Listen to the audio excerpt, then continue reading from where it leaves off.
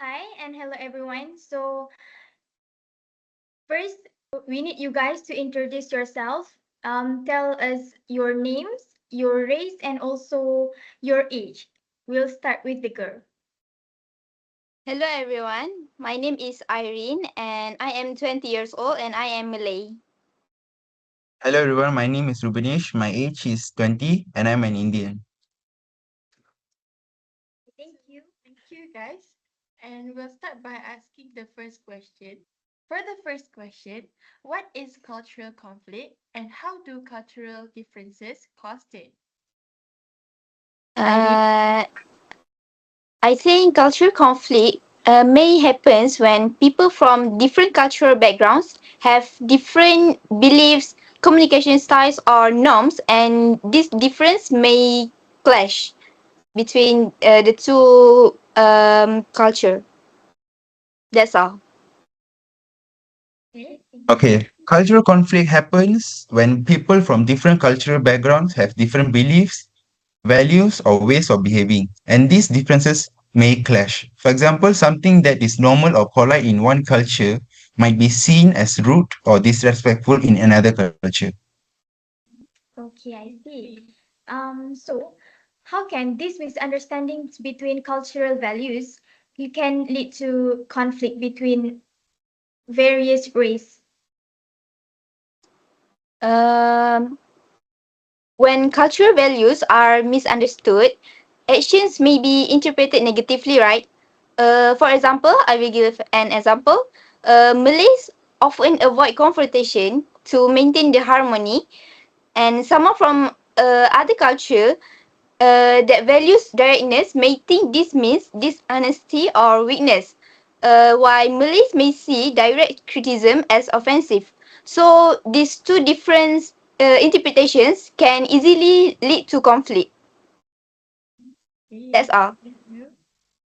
Okay, misunderstandings happen because people usually think their own culture values are normal or correct when they don't understand the other culture. For example, Malay have different culture, Chinese have different culture, and um, uh, Malay also have a lot of belief, and Indian also have a lot of belief. So we need like respect each other. And also they may judge too quickly, and this can lead to tension, arguments, or even discrimination. So that's Thank all from you. me. Okay, for the next question, how do individualist and collectivist values lead to conflict? Irene? Conflict may occur when individualist values are seen as selfish sometimes, while collectivist values are seen as restrictive. So, individualist cultures, on the other hand, focus on personal freedom, independence, and self-expression. That's all. Thank you, Irene. Rubenesh? And for the individual cultures, right? The difference is individual cultures focus more on personal freedom, independence, and individual success, while collectivist cultures focus more on family, community, and group harmony. So they like to like work in the group, listen to the group. They won't take a individual decision.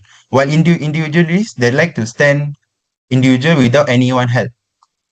They just respect their personal thought and personal opinion. So that's all from me. Okay, so can you guys give an example of conflict that caused by differences between individualist and collectivist cultures?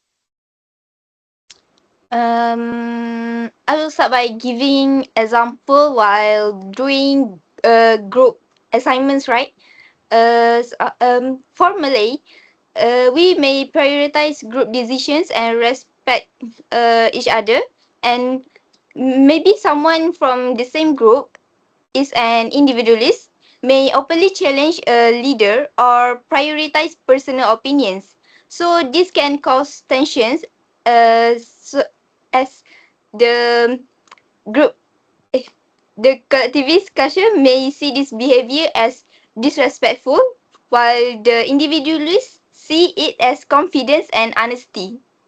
That's all. Thank you, Irene. Rubenesh? Okay, so my example is, for example, in a workplace, someone from an individual culture may speak up openly and prioritize personal opinions in a workplace. But someone from a collectivist culture might see this as disrespectful or selfish. Because they value group agreement, this difference in mindset can cause misunderstanding and conflict between these two cultures. So that's all from me. Thank you for your answers. For the third question, how can religious differences create conflict in society? So I read, may I hear from you first? Um, in Malaysia, right, Islam plays a central role in Malay identity, which influencing the daily life, values, and laws. So conflict may arise when religious practices, moral beliefs, or legal principles differ from those other religions groups. That's all. Okay, so Rubenesh, and we heard from you. So, religious differences can create conflict when people strongly believe that their religion is the only correct one. So, they will trust their religion is the best or their belief is true. So, can create conflict when people strongly believe that their religion is only correct one, or when religious practices clash with social rules or laws. This can lead to discrimination, social tension, or even violence. So that's all from me. Okay. So, basically, how can our society manage conflict that related to religion and laws? In my opinion, societies can manage these conflicts through maybe mutual respect for religious practices in Malaysia. Also, clear laws that protect freedom of that particular religion. And I think lastly, maybe the dialogue between religious communities. So, from my perspective, I am respecting Islam while also acknowledging the rights of others is important to maintain social harmony. That's Mm. all. Okay, how about you, Rubnesh? Okay, societies can manage these conflicts by promoting freedom, mutual respect of religion, and fair laws that protect everyone equally. So it's not like Malays have different laws, Chinese have different laws, and Indians have different laws. So as everyone need to follow the same rules and the same laws. Dialogue between religious groups can and clear laws that balance religious freedom with social harmony are very important. So that's all from me. Thank you for the great answer given by you guys. So for the fourth question, why does immigration often lead to cultural conflict? I think immigration brings people with different language, custom, language, religious practices, and also social norms into one society, right? So this can create misunderstandings and fear of cultural change.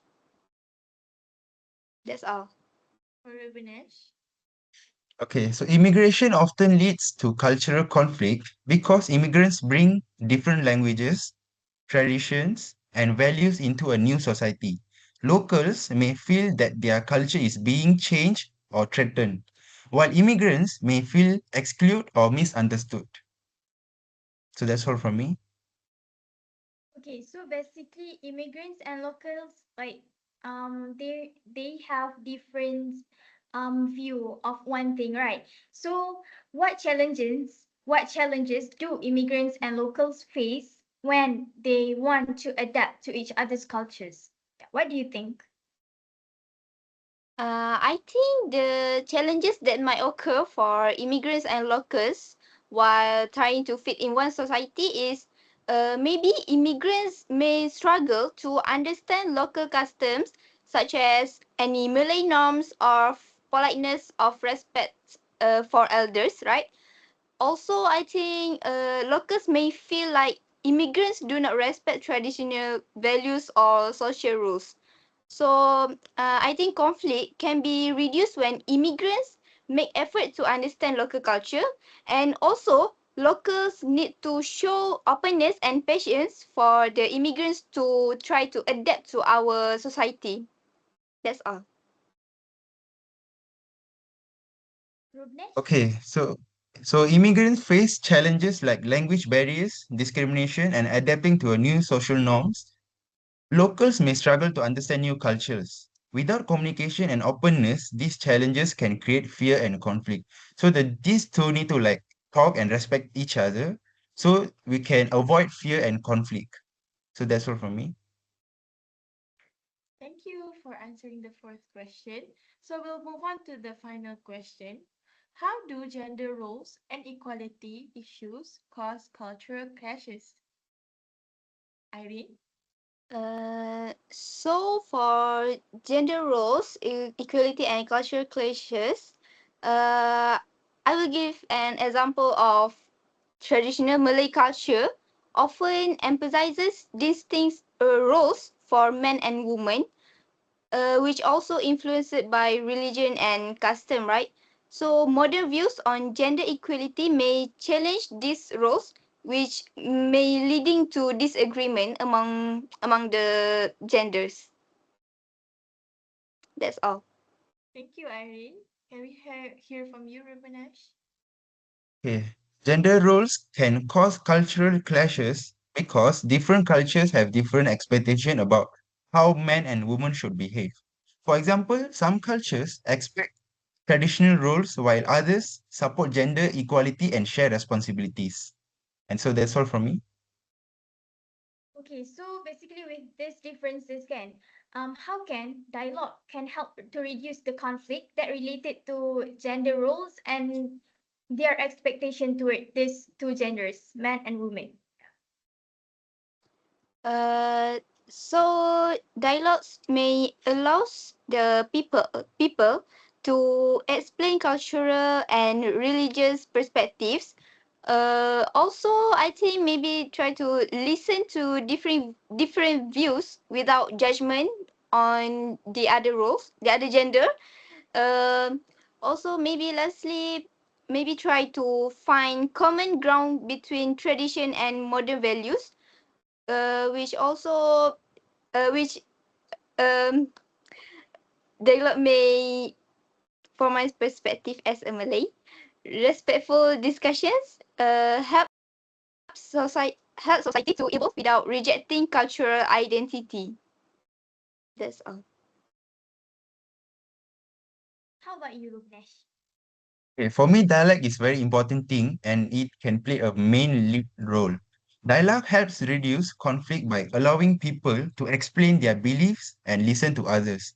When people talk openly and respectfully, they can understand different perspectives and find common ground instead of judging each other. So we can avoid like conflicts, so it can avoid misunderstanding. So still till our life we can respect each other belief and understand from different perspective. So that's all from me. Yes. Well, guys, that is the end for the interview. We'd like to thank you guys for Your the cooperation. collaboration. Yeah.